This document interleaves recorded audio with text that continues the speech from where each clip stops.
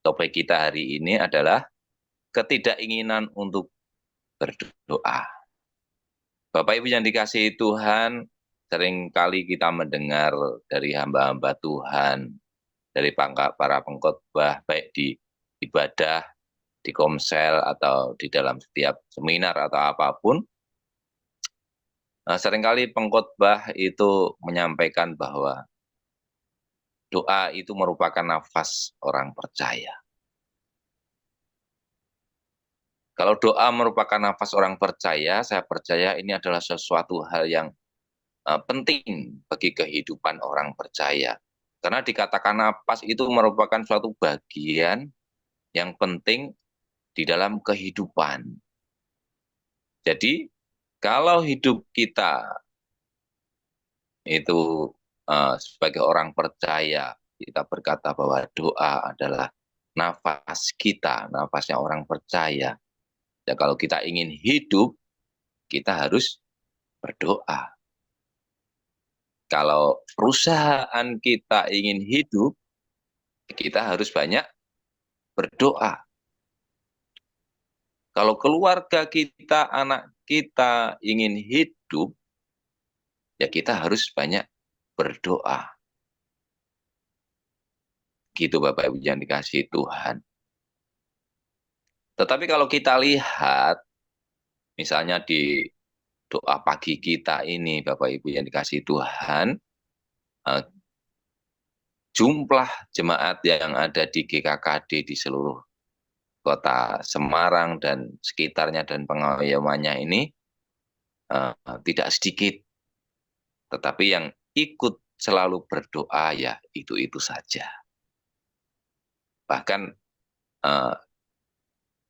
kurang dari 100 yang ikut berdoa. Nah, pagi hari ini kita mau belajar tentang ketidakinginan untuk berdoa. Kenapa? Kok berdoa itu sepertinya kita ada yang malas, ada yang bahkan enggan untuk berdoa. Pertama, Bapak Ibu, kita seringkali merasa tidak cukup layak untuk pantas mendekat kepada Tuhan di dalam doa. Nah, kenapa kita tidak pantas, merasa tidak pantas untuk datang kepada Tuhan dalam doa? Biasanya ya karena dosa yang menghalangi.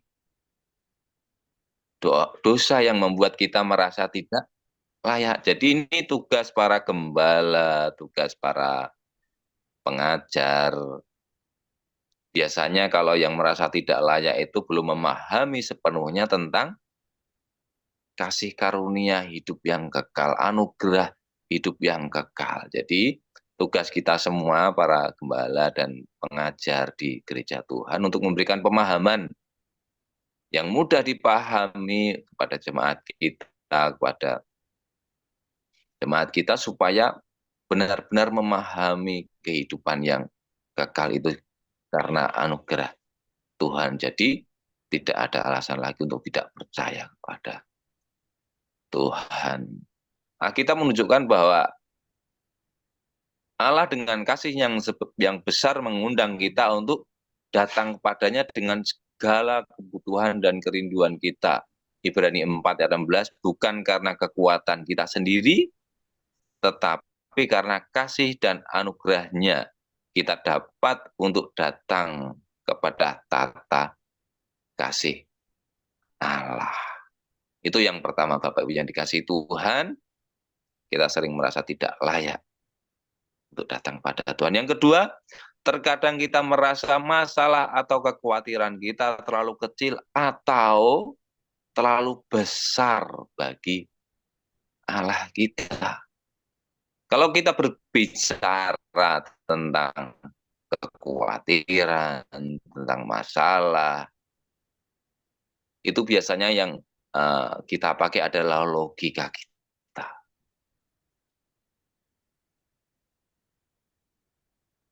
Kita kadang merasa masalah kita ini terlalu kecil. Kita bisa dengan kekuatan kita bisa dengan usaha kita, bisa selesailah, ini terlalu kecil. Kenapa masalah sekecil ini kita harus datang kepada Tuhan? Atau sebaliknya, masalah kita terlalu besar, sepertinya tidak mungkin, masalahnya sangat besar. Kita melupakan bahwa Allah sanggup melakukan segala sesuatu. Bahkan sesuatu hal yang mustahil bagi manusia, itu mungkin bagi Allah.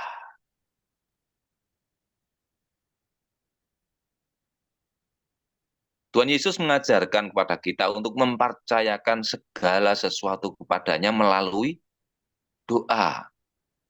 Sebab itu aku berkata kepadamu, segala sesuatu yang kamu minta di dalam doa, percayalah bahwa kamu menerimanya.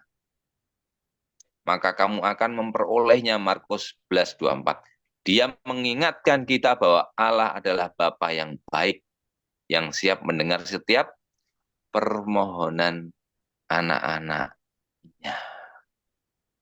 Jadi kita tidak perlu lagi khawatir tentang apapun juga di dalam hidup kita. Baik masalah yang kecil atau yang besar, serahkan kepada Tuhan.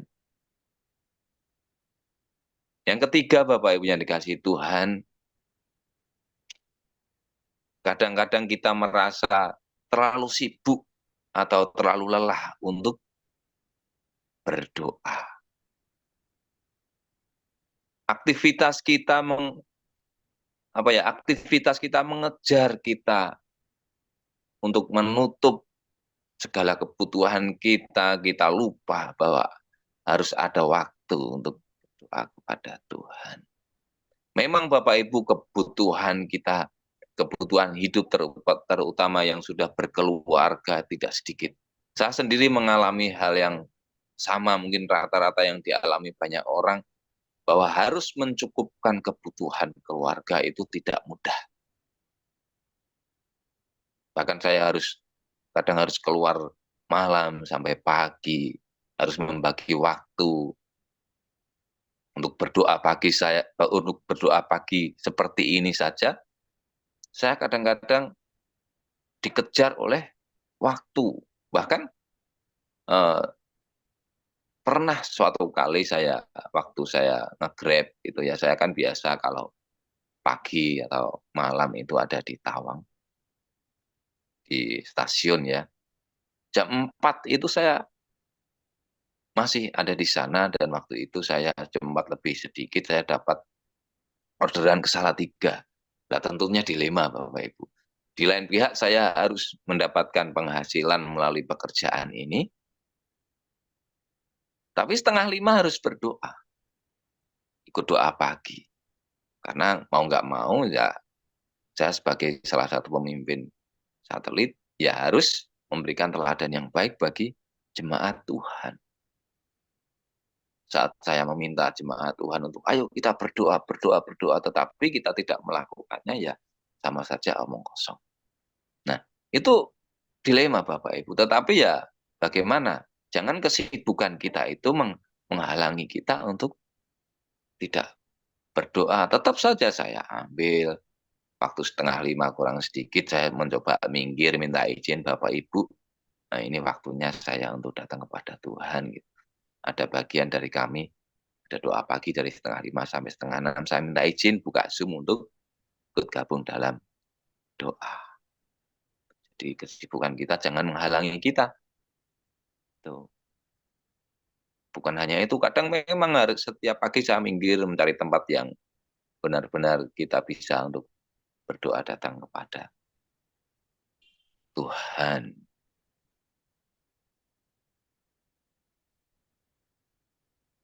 1 Tesalonika 5 ayat 17, doa bukanlah kewajiban yang berat, tetapi sesuatu kesempatan yang diberikan kepada kita untuk mengalami kekuatan dan kehadiran Allah di dalam kehidupan kita sehari-hari. Justru dengan doa itu kita bisa mengawali hidup kita hari itu dengan penuh sukacita, dengan penuh kegembiraan, dengan hati yang tenang. Kita bisa melakukan semua aktivitas kita dimulai dengan doa. Yang keempat, Bapak Ibu yang dikasihi Tuhan, yang terakhir yang mau saya sampaikan pagi hari ini, terkadang kita tidak tahu apa yang harus kita doakan atau bagaimana kita harus berdoa. Ada banyak hal yang mempengaruhi kenapa kita tidak tahu atau eh, kita tidak tahu bagaimana harus berdoa. Terkadang kita sudah merasa nyaman dalam hidup kita. Kita berada di zona nyaman, kebutuhan kita sudah cukup, dicukupi Tuhan. Semuanya apa yang kita inginkan sudah dicukupi. Semuanya sudah ada. Itu kadang kita merasa nyaman sehingga kita tidak tahu kita harus berdoa tentang apalah. Ini kadang kita eh, bagian ini biasanya ya orang-orang yang egois di dalam hidup. Dia hanya memikirkan kepentingannya sendiri. Masih banyak orang-orang di sekitar kita untuk bisa kita tolong, kita doakan. Jadi keluar dari zona nyaman kita, belajar untuk memiliki waktu doa dengan Tuhan. Roh Kudus sendiri membantu kita di dalam kelemahan kita karena kita tidak tahu apa yang harus kita doakan sebagaimana yang patut kita doakan. Tetapi Roh sendiri menyatakan permohonan kita dengan keluh kesah yang tidak dapat dikatakan dengan kata-kata Roma 8 ayat 26. Jadi kalau kita sudah tahu ada 4 hal tadi, ketidakinginan untuk berdoa bisa dipatahkan di dalam Alkitab kita. Maka tidak ada alasan lagi untuk kita tidak berdoa.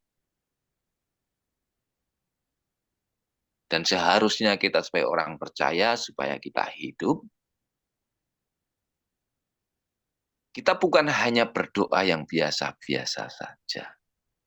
Bahkan kita bisa menikmati doa, tenggelam di dalam doa. Sehingga sukacita itu terus kita rasakan di dalam kehidupan kita. Tuhan siap memberkati kita di dalam doa-doa kita. Paulus berkata kepada jemaat di Kolose, berdoalah senantiasa dengan bersyukur. Kolose 4 ayat 2, Allah mengasihi kita dengan sempurna dan Dia menginginkan yang terbaik bagi kita melalui doa. Kita dapat menyerahkan segala hal kepadanya dan hidup dalam kemenangan yang Dia sediakan bagi kita. Amin. Bapak Ibu yang dikasihi Tuhan. Tuhan Yesus memberkati.